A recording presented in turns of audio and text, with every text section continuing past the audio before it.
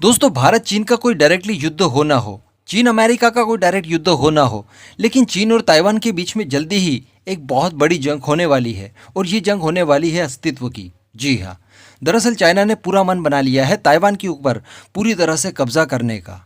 जी हाँ, लेकिन दोस्तों इसका मतलब ये नहीं है कि चीन का मन हुआ और उसने जाकर कब्जा कर लिया। ऐसा बिल्कुल भी नहीं है, क्योंकि उसको बीच में लड़ना पड़ेगा क्वेड से। जी हाँ, ये वो चार देश है जो कि चीन को पूरी तरह से काबू कर सकते हैं। काबू क्या कर सकते हैं यार, इस समय चीन की गर्दन इन्हीं देशों के हाथों में फंसी हुई है और वो देश है भारत, अमेरिका, जापान और ऑस्ट्रेलिया। जी हाँ, ये चारों देश लगातार लगे हुए हैं कि किस तरह की ताइवान की रक्षा की जाए।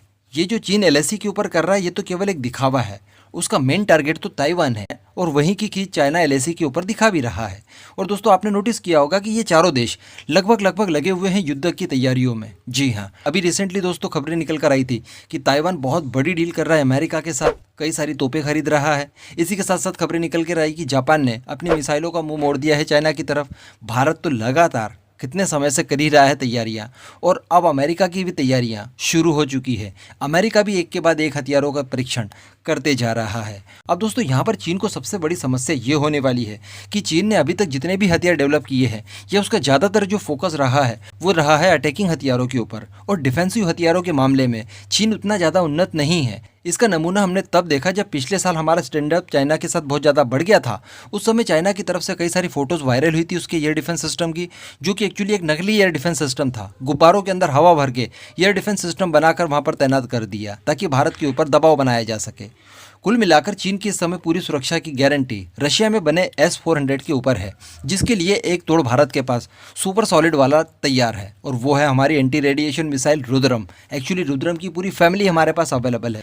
आने वाले समय में हमारे पास इसकी बहुत बड़ी मात्रा होगी। इसी के साथ साथ दोस्तों अब जो खबरें निकल कर आ रही है उसके हिसाब से अमेरिका ने भी अपनी एक एंटी रेडिएशन मिसाइल का परीक्षण कर लिया है। जी हाँ, इस मिसाइल का नाम है AGM-88 हॉर्म। ये मिसाइल भी दोस्तों हूबहू हमारी रुद्रम मिसाइल जैसी ही है। इसका भी काम किसी भी एयर डिफेंस सिस्टम को चकमा देना, उसके रडार सिस्टम को पकड़ते हुए उन्हें पूरी तरह से जैम कर देना और फाइनली एयर डिफेंस सिस्टम के ऊपर जाकर ब्लास्ट करके उसे उड़ा देना। और दोस्तों सबसे बड़ी बात कि अमेरिका की इस नई मिसाइल को लोग S-400 किलर के नाम से जान रहे हैं। उसे S-400 किलर का नाम दिया जा रहा है, यानी कहीं ना कहीं अमेरिका ने भी इस मिसाइल को जो बनाया है वो स्पेशली S-400 के खिलाफ ही बनाया है ताकि S-400 को जाम किया जा सके। और मैं आपको ये भी बता दूं कि इससे रशिया से ज़्यादा चाइना को प्रॉब्लम होनी चाहिए, क्योंकि फिलहाल अमेरिका और रशिया के बीच में इतना तनाव भी नहीं है जितना कि अमेरिका और चाइना के बीच में है। आप समझ रहे ना, यहाँ पर मामला थोड़ा सा शिफ्ट हो चुका है। अब आप जानते हैं कि अगर दुश्मन का एयर डिफेंस सिस्टम आपने उड़ा दिया, उसके बाद तो आप बड़ी आसानी से बैलगाड़ी भी ले जा सकते हैं उसकी टेरिटरी में, और फिर कर दीजिए, मार दीजिए बम, कर दीजिए धुआं धुआं। तो यही स्थिति होने वाली है चाइना की। अब दोस्तों यहाँ पर ये महत्वपूर्ण इसलिए हो जाता है कि भारत और अमेरिका दोनों ही सहयोगी देश हैं। चीन के खिलाफ खासकर इनकी रणनीति एक जैसी है। अगर दोनों का पावर रेशियो बैलेंस्ड होगा तो कहीं ना कहीं चीन के ऊपर ये बहुत बड़ा एज दिलवाता है। एक साइड से अमेरिका और एक साइड से भारत, ये दोनों ही जब एयर डिफेंस सिस्टम के ऊपर एक साथ अटैक करेंगे तो चाइना कितनी देर तक टिक पाएगा? आखिर नहीं टिक पाएगा, बिल्कुल भी नहीं टिक पाएगा। और ऐसी परिस्थिति में अगर चाइना कोई भी किसी भी तरह का अग्रेशन दिखाने की कोशिश करता है, किसी तरह का कोई एडवेंचर करता है, तो आप ताइवान तो छोड़ दीजिए, हांगकांग के वांदे हो जाएंगे, तिब्बत के वांदे हो जाएंगे, और साथ ही साथ जो अक्साई चीन है वो अक्साई हिंद में कन्वर्ट हो जाएगा। जी हाँ, गारंटी है इस बात की। बेटा पाकिस्तान तुम भी ध्यान से सुन लीजिए, पीओके के अंदर तुम्हारी जो भी थोड़ी बहुत महंगी चीज़ें हैं उन्हें शिफ्ट करना शुरू कर देना। आपने सबसे पहले घबराना नहीं है।